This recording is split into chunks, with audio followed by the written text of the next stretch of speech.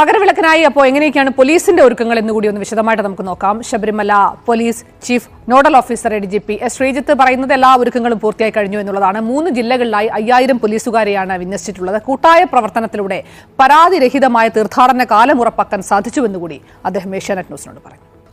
ഈ മകരവിളക്ക് അടുക്കുന്നു, എങ്ങനെയാണ് പോലീസ് ഇത്തവണത്തെ ഈ ക്രൗഡ് മാനേജ്മെന്റിനുള്ള ആസൂത്രണം നടത്തിയിരിക്കുന്നത്?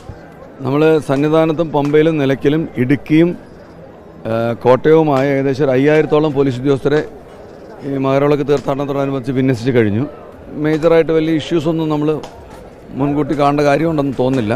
ഒരു 10ഓളം വ്യൂ പോയിൻറ്റ്സ് സന്നിധാനത്തും പരിസരത്തുമായിട്ടും, പിന്നെ ഇടുക്കിയിൽ നിങ്ങൾക്കറിയാം പാഞ്ചാലിമേട്, മറ്റേ പരുന്തമ്പാറ ആ സ്ഥലങ്ങളിലൊക്കെ വ്യൂ പോയിൻറ്റ്സ് ബന്ദോബസ്തോടുകൂടി ഒരുക്കിയിട്ടുണ്ട്. അനധികൃതമായ വ്യൂ പോയിന്റുകൾ ഐഡന്റിഫൈ ചെയ്തിട്ടുണ്ടോ? അവിടെ പ്രത്യേകമായ ഒരു നിരീക്ഷണം, പരിശോധന അതൊക്കെ ഉണ്ടാകും? അതൊക്കെ ഉണ്ടാക്കിയിട്ടുണ്ട്. അതിന് വേണ്ടിയിട്ട് പ്രത്യേകമായിട്ട് നമ്മൾ കുറച്ച് ആൾക്കാരെ വിന്യസിച്ചിട്ടുണ്ട്. എത്ര ഭക്തരുണ്ടാകും, ഈ അയ്യപ്പന്മാർ എത്ര പേരുണ്ടാകും എന്ന് കണക്ക് കൂട്ടിക്കൊണ്ടാണ് ഈ പ്ലാനിംഗ് ഒക്കെ നടത്തിയിരിക്കുന്നത്? ഇപ്പോൾ ഇവിടുത്തെ ഒരു ഹോൾഡിംഗ് കപ്പാസിറ്റി അനുസരിച്ച് 1-1.5 ലക്ഷത്തോളം ആൾക്കാർ സന്നിധാനത്തും ഏകദേശം അതിനനുസരിച്ചുള്ള ആൾക്കാർ മറ്റ് ഇടങ്ങളിലും നമ്മൾ പ്രതീക്ഷിക്കുന്നുണ്ട്. ജ്യോതി ദർശനം കഴിഞ്ഞ് ആളുകൾക്ക് ഇവാക്യുവേറ്റ് ചെയ്യുന്നതിന് വേണ്ടിയുള്ള ക്രമീകരണം എന്ന് പറഞ്ഞു. അപ്പോൾ എത്ര എക്സിറ്റ് റൂട്ടുകളാണുള്ളത്?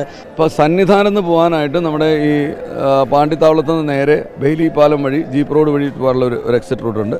അതുപോലെ ഇവിടുന്ന് താഴോട്ട് ഇറങ്ങിയിട്ട് ഈ ഫ്ലൈ ഓവർ വഴി KC അവിടെ ചെന്നിട്ട്, അപ്പം ഈ നടപ്പന്തലും ഈ സന്നിധാന പരിസരവും പൂർണ്ണമായിട്ട് അതിൽ നിന്ന് മാറി നിൽക്കുകയാണ്.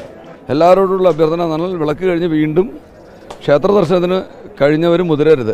ഒരേ പോലീസ് 2 സീസണിൽ വ്യത്യസ്തമായ രീതിയിൽ റിസൾട്ട് ഉണ്ടാക്കുന്നു. എങ്ങനെയാണ് ഇത്തവണ പരാതിരഹിതമാക്കാൻ വേണ്ടി സാധിച്ചത്? അങ്ങനെ നിങ്ങളുടെ വായിൽ നിന്ന് കേട്ടതിൽ വലിയ സന്തോഷമുണ്ട്. പരാതിരഹിതമാണെന്നുള്ളത് അറിഞ്ഞതിന് തന്നെ. അത് പോലീസിൻ്റെ മാത്രം മികവാണെന്ന് ഞാൻ അവകാശപ്പെടുന്നില്ല.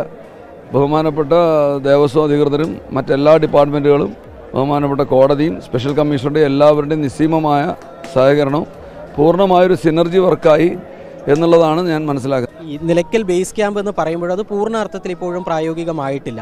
അടുത്ത സീസൺ ആകുമ്പോഴേക്കെങ്കിലും ആ രീതിയിൽ കുറെ കൂടി അഡ്വാൻസ് ചെയ്യുന്നതിന് വേണ്ടിയുള്ള നിർദ്ദേശങ്ങൾ ഇപ്പോൾ തന്നെ പോലീസ് എന്നുള്ള നിലയിൽ ആലോചിച്ചിട്ടുണ്ട്. ഓരോ വർഷവും നിലയ്ക്കലിൻ്റെ ബേസ് ക്യാമ്പിൻ്റെ സ്വഭാവം മെച്ചപ്പെട്ടു വരികയാണ്. ഇപ്പോൾ അവിടെ നമുക്ക് ഏകദേശം 9000-നും 10,000-നും ഇടയ്ക്ക് വരെ വണ്ടികളെ പാർക്ക് ചെയ്യാൻ പറ്റുന്ന സംവിധാനങ്ങൾ ഒരുങ്ങിക്കഴിഞ്ഞു.